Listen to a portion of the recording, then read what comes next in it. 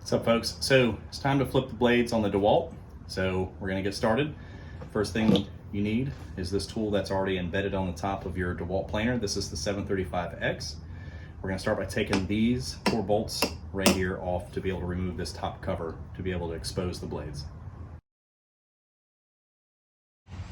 All right, so the next step is gonna be there are 3 of these red long tipped screws. You're gonna take these out, and what that's going to do is allow you to access to the blade so you can change and flip the blades.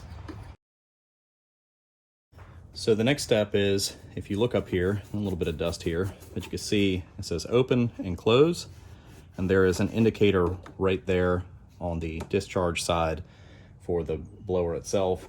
So all you're gonna do is you're gonna grab here on both sides, there's 2 slots. You turn this till it's in line with this line and your open line, and then you're gonna push it, just wiggle it a little bit, towards the left side of the machine, taking this piece out. Recommend wearing some gloves for this part, just to keep your fingers from getting cut by the blade as you're working on it. If you're feeling a little bold, you're more than welcome to do this without them. I wouldn't do it. So there's a push down here on the left side. This is the disconnect or the lock for the actual blade. So if you notice this in the lock position right now, if you push this down and then let it loose, rolling it forward, it will lock into the next position. And this exposes all of the bolts for the top of the blade. So this will hold down the blade. We're gonna take all these off. Again, you're gonna need your DeWalt tool that came with your machine in order for you to be able to take these out.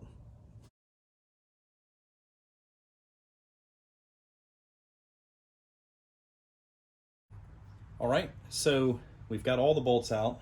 Recommend having just a magnetic dish so you don't lose your bolts. One of the things you will take notice when you take these bolts out, there is no thread tight on these. Some of them you would want to put a little dot of blue thread lock on it, just to make sure they don't back out during vibration when it's rotating. So with that, now what we're going to do is we're going to use the DeWalt tool again.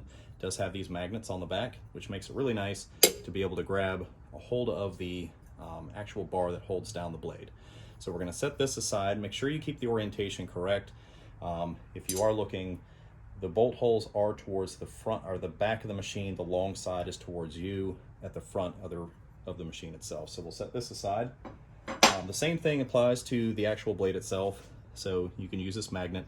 You're just going to set it down on top of the blade itself, give it a little wiggle, and if it's being a little stubborn, just give it a moment and it will come out. So now that we have our blade, be careful with the edges because the edges are sharp. You have your long edge here, that was your cutting edge. This was the reserved edge. All we're gonna do is we're gonna turn it around, and if you have any cake-up buildup, which I do on this, you're gonna wanna clean that off so that way the blade rests flat down on top of the machined bed. So we'll go ahead and clean that up real quick before reinstalling.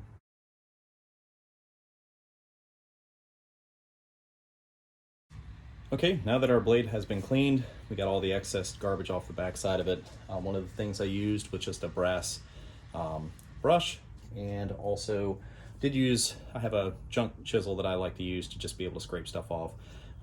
Real easy removal, and then just a little bit of steel wool just to get it clean and make sure that it's gonna lay flush when we put it back on the machine surface. Take your steel wool, just give it a little wipe down here. Make sure you don't have anything caked up on that. Again, this is important for blade alignment, so we want to make sure that that's nice and flush.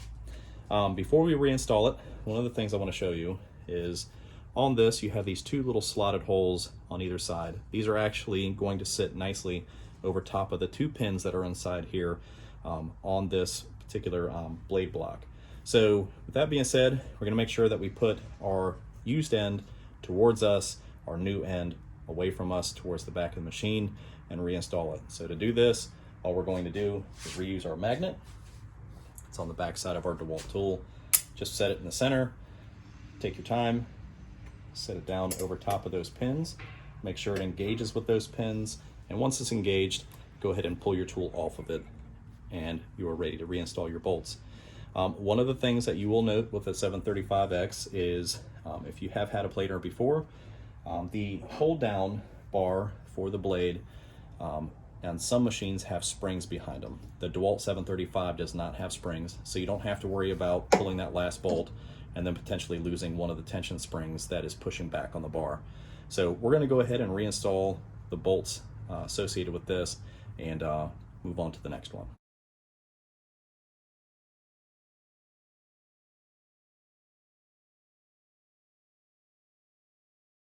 All right, now that we got the blade reinstalled, we've got the bar back in place.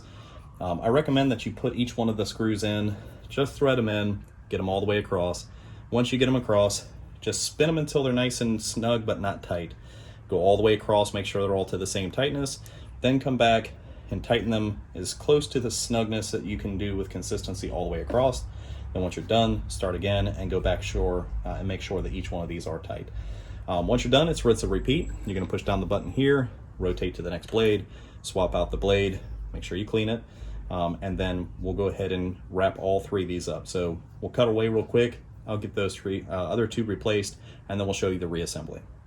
Okay, so one last thing I failed to mention, hopefully this helps you out. I do keep a little 1/4-inch chisel. It's just a little shop chisel. I sharpen it every once in a while, not to chisel level sharpening, but I just use this as kind of like a scraper, just a little tool to be able to kind of get into areas. I use this also on the back side when you have your hold down plate for your blade. On the back side, just in front of the blade, you may end up with some gumming that happens right here, especially if you ended up playing in some wetter wood.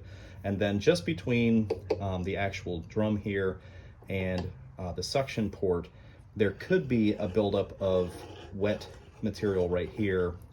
Again, if you do end up planing some wet wood, pine is kind of a wet wood.